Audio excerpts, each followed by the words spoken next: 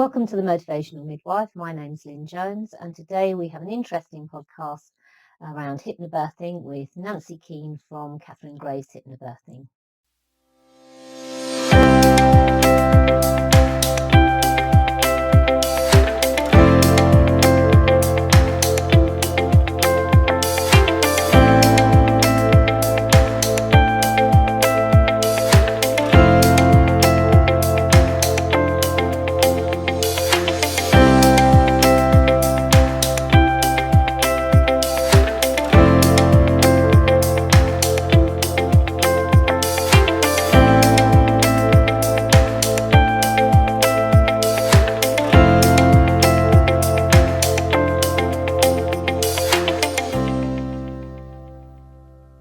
Right, so I'd like to say hello to Nancy Keane, who is a Katharine Graves Hypnobirth teacher, and you wrote most of the teaching works, didn't you? All the folder and everything is pretty much revamped down to you. Well, I'll put it together. It's Catherine's work, but I organised it in a slightly with a teacher head on. And it's very good. So if you could, thanks for joining us first of all, but if you could give us really a little bit of information around what is hypnobirthing and specifically Catherine's way of teaching hypnobirthing, which, as you know, I'm a huge fan of. Hi Lynn, thank you very much for inviting me on. So yes, so I've been teaching hypnobirthing for nearly 16 years, over 16 years now, and I came to Catherine's hypnobirthing, so KGH, back in 2011. So that's the system that I've been teaching since then. And the thing that really drew me to KGH was very much, it's not just about hypnobirthing techniques. It's not about having a particular sort of birth. It's about preparing yourself for all birth. So yes, we have in our mind that our default is sort of straightforward birth, but we know that that's not necessarily the way in the 21st century. With everything that we have within our society, we've got a very medical model, medical expectations. Us as a society, we expect birth to be dangerous and risky, and that contributes to things. So the way that KGH approaches it is that we prepare people for whatever birth they're going to have. We learn about the physiology of birth. So what is your body trying to do during labour and birth? What are the hormones that are at play? How would it work in an ideal world, in an ideal setting? And then thinking about the things that happen that can take it away from that sort of birth, and looking at your choices and your options. So although some of the course is learning about the breathing and the relaxation, and I think a lot of people expect that side of things when you go into a hypnobirthing course, the thing that people say to me, and I know you get this as well, afterwards, we didn't realize that there was so much.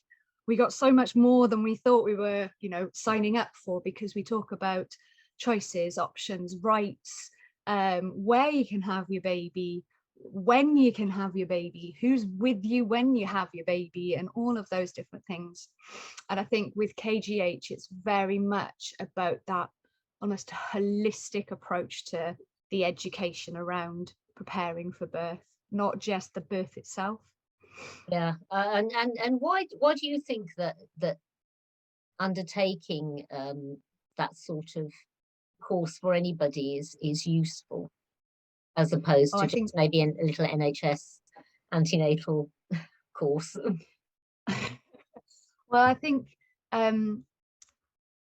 with a lot of courses, they are not a complete course. So the feedback that I get in our area, and I know it geographically, courses vary enormously in terms of what you're getting. A lot of people say to me that, we get told about the pain relief options that we can have. Immediately sort of building this idea that it's going to be painful, it's going to be traumatic, it's going to be the worst thing that you ever do, but you'll get through it because everybody else does, which is not necessarily that helpful. but I also think that our course it's comprehensive. The KGH course, it's not just a couple of hours sitting in a room and sort of listening. It's interactive. It's at least 12 hours long, and depending on who you go to, you might do that over a number of weeks, you might do it in a weekend, but we have a structure within the course, so all KGH teachers will be imparting all of the knowledge. And as I said, it's not just about the techniques. Parents have this idea that when they come to a hypnobirthing course, they're going to be sitting, chanting and oming, and maybe with some crystals and cushions. And if you've got a teacher who sets up their room in that way, fantastic, go for it. But that's not the important part. It's the full breadth of education that you get about what is hypnotherapy. Why does it work? How does it work? Is it a new thing? Is it a new trend? Nope, we've been using it for millennia, not with the labels that we've got today, but the actual, going back to the essence of what birth is. And then the techniques, absolutely, we do spend some time on the breathing and the relaxation, but then we look at a huge number of factors that can take us away from that straightforward birth. So I think in terms of what you get with KGH, it is a much more complete course. It's not just a bunch of techniques, or it's not just, well, you can have this pain relief option, or this pain relief option. And I know you, and I do this, and I know you do as well, because often with some courses you do the course and then that's it, you complete the course and your contact is almost severed then. But I know you and I tend to keep contact with the birthing parents that have come through our hands. And as I say, I've got some that have now been friends with me for a long time. Yeah, absolutely. Yeah, it's a journey, isn't it? In terms of what you would get with if you went to a class maybe that was prepared by the NHS, you go into your room and you sit down and you might have a biscuit and then you get some information thrown at you. I think with the KGH, I know particularly you and I teach in quite a similar way. It's a journey. Those scared parents coming in at the beginning are very, very different to the people who leave our course, and you forge some amazingly strong relationships with the parents. It's quite eye-opening, I found, when you're teaching the course, because they do tend to be much more intimate classes as well, either one-to-one or quite small intimate classes, which unfortunately the constraints of the NHS don't allow for. I mean, the poor NHS midwives, if they can give any antenatal classes at all, they tend to be really quite compact, and they've got a lot of information to get into a very small space of time. And I absolutely appreciate that, because I've been there and had to do that myself. Absolutely. And it is very difficult. And also, there is a finite number of people that you can get through those classes anyway. Which is difficult, and it often tends to be the people that don't really need it that come to it as well. We don't always reach the people we need to reach in the NHS classes. But I notice quite strongly the change from the and the thought process. You can see parents' thought processes alter when they realise actually they do have choice. That's the key one, isn't it? That it isn't a fait accompli that we offer you this and this is what you must accept. That there is always choice, and actually they do have choice. And for me, that's one of the things that Katharine's course really empowers parents, I think, is to take ownership of their pregnancy journey and birth journey. And be back in the driving seat and ask the questions. And as I say, like you said at the beginning, it doesn't promise you the perfect birth. It promises you the best birth for you, whatever that may pan out as. Absolutely. I think another thing that's really important within the KGH program is understanding why our system is the way that it is now. It hasn't just sort of, grown out of in a vacuum. it is because of the huge number of people who are entering into our maternity services. And, you know, logistically speaking, you've got to have ways to be able to manage the number of people coming through the system. And most people, when they're pregnant, they don't actually do any preparation, or if they do any preparation, it's they paint a wall, buy some equipment and watch One Born every minute. Yeah. And then at the point where they when they find that they're in labor, they sort of turn up at a hospital and say, take this baby out of me, and they want to be told what to do, when to do, and how to do it. And if you're in that system, you might be, you know, wanting with all the best will in the world to give everybody all of their information and all of their choices, but giving it to them when they are in labor, it's too late. People don't want to know. They just want to be told, what do I do, when do I do it, how do I do it? And then they get put on that conveyor belt, because logistically speaking, that's the only way you can manage that number of people coming through the system. So we talk to parents about that so that they can understand why the system is the way it is and how they can step off that conveyor belt and get that individualized care, that personalized care plan, working with their caregivers, because there are plenty of amazing midwives and other healthcare providers who want to work with parents in that way. Yes, I liked that, how the course can actually helps parents and shows parents how they can help their midwife, things they can do to help the midwife support them in their choices and to make life easier for it. So yeah, I do like the fact that it's not a midwife or obstetrician bashing course. Oh, definitely. It's, you know, that everybody's role is valued and the value of each role is discussed. That's great, I think. And I think that that's one of the things that I love doing when I go and teach groups of midwives and student midwives, because I also go to the universities, and they often say that they like the way that the KGH program supports the way that they want to work. So it's not about making compromises as a parent, but it's how do we make this relationship, how do we make this system work for us, how do we get the birth that is right for us within this system when there is pressure. You know, we can't get away from it. We do live in a litigious society. We do live in a society where there is a hierarchy within our medical profession. It would be really naive and silly to say that that doesn't exist and that doesn't happen, but parents need the tools to be able to deal with that and get the birth that's right for them within the system. Yeah. If somebody was interested in becoming a KGH teacher, then how can they go about that?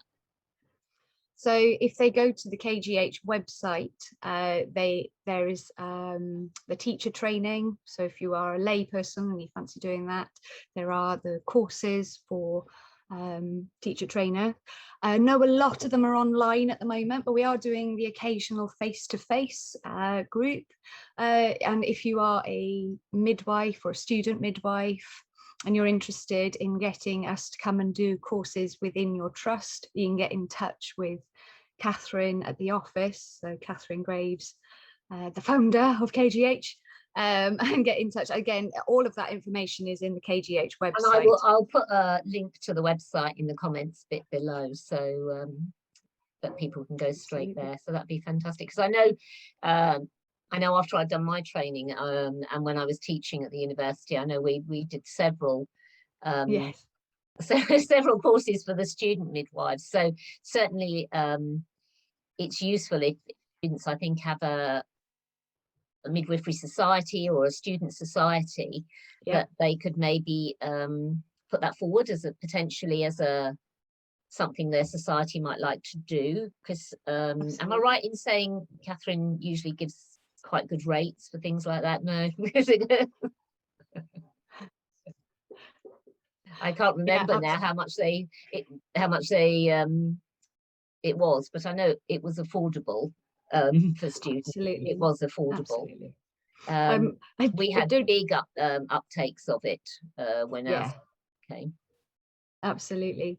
And the universities, going into the universities is really, really helpful because I know, talking to lots of student midwives, the course is very, very full on.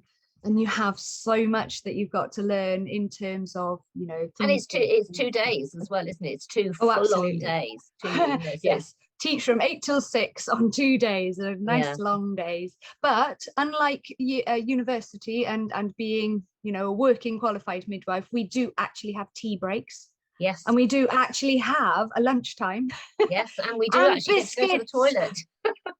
Very nice Yes, biscuits. I do remember very that nice. being part of the training, is that you had to supply nice biscuits. Very nice biscuits. Yes, absolutely. Anybody who's ever been on any of my courses as a teacher trainer knows Yeah, how important biscuits are. very nice biscuits. It is I mean, I think for anyone considering doing it, it really is a must. And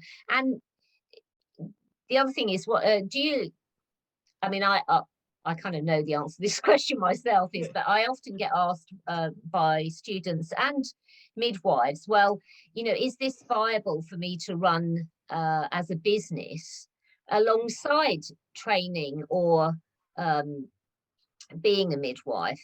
Now, personally, I think it is, but what are your thoughts on that? Well, you've done it, haven't you? You've lived it. I have Well, lived from it, the yes. yeah, exactly. The number of midwives that I've taught over the years who have run it, you know, there are some who run it within trusts, and we've got a fantastic business package to be able to support midwives who want to train and, you know, and then run it within your trust. So we've got a support mechanism for that. But I know that lots of midwives have come and they, you know, they just do it in their non-midwife time, and some of them just do the odd one-to-one course every now and again. Some people have regular courses. So yeah, I think the lovely thing about it is that as a trainer, you can, as a teacher, you can work around whatever your commitments are. So when I first started teaching, I had 2 very small children, and could only work around them, and as they've grown up, I've been able to, you know, teach more and more. And it's the same with whatever career path you're Yeah, on at the moment.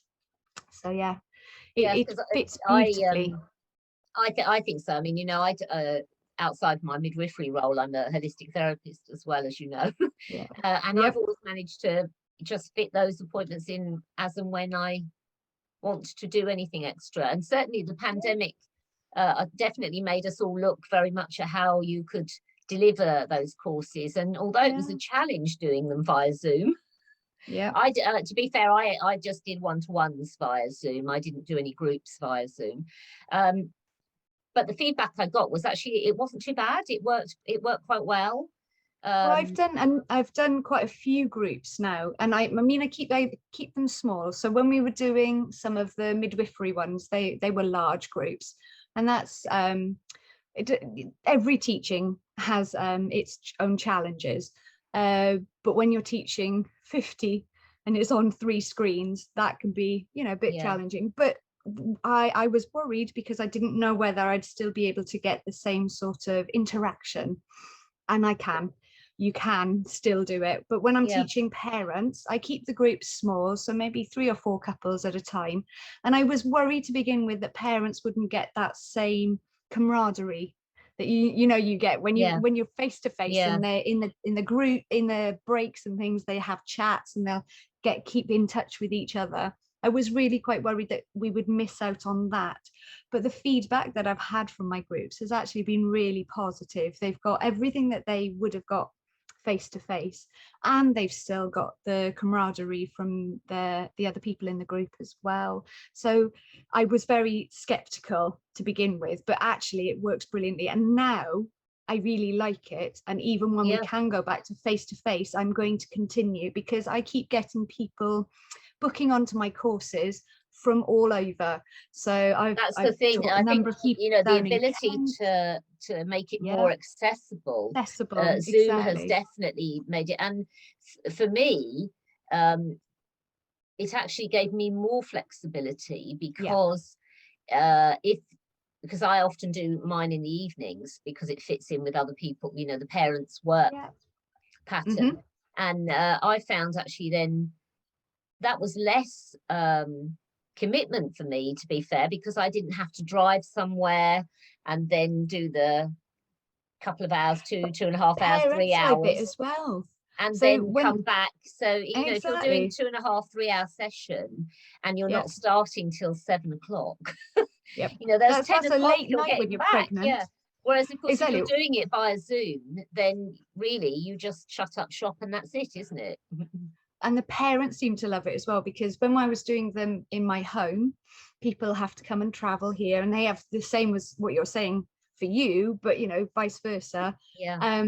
But I teach people and they're in their pajamas, and I say, you know, for the final relaxation, you know, snuggle on down, and I'll just cut the connection when we're done. So if you fall asleep, that's it, you're asleep for the night. Good. Exactly. So it's working really, really nicely, and it means that there is that level of flexibility. So for instance, with my one-to-ones, I often have it very flexible. We've got sort of an idea of when we're going to do the course, but if they need to shuffle it around a little bit, it's so straightforward. If they need to shuffle it by half an hour for childcare, or you know, if a meeting has run over for them, or if they'd actually rather do it in the middle of the day, it's no big deal, which means that they are getting total sort of, you know, bespoke class to them, which and I found as well, it gave me more flexibility in how I divided the time up as well. So if people weren't able to commit to a big chunk of time at once,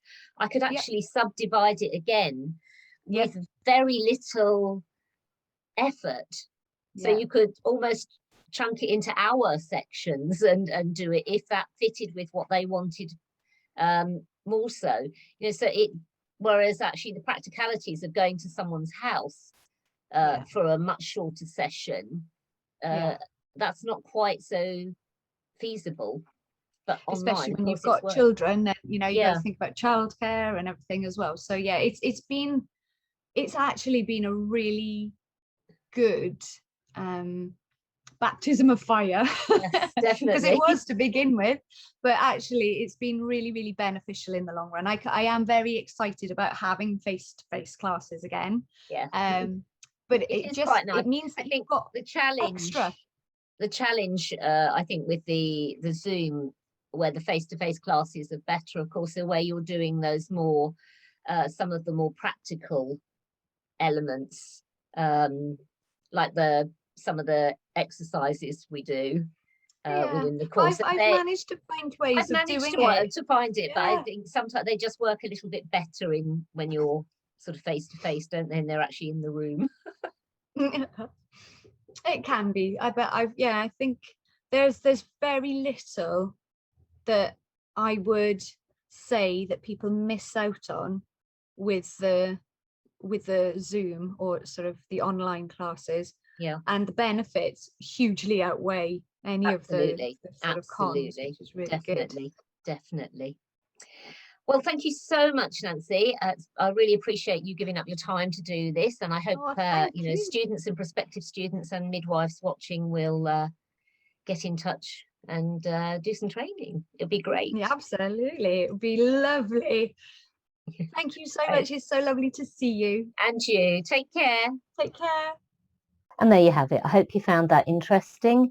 For more information around hypnobirthing, how you can become a teacher, then please click on the link below in the description, and I look forward to seeing you next time.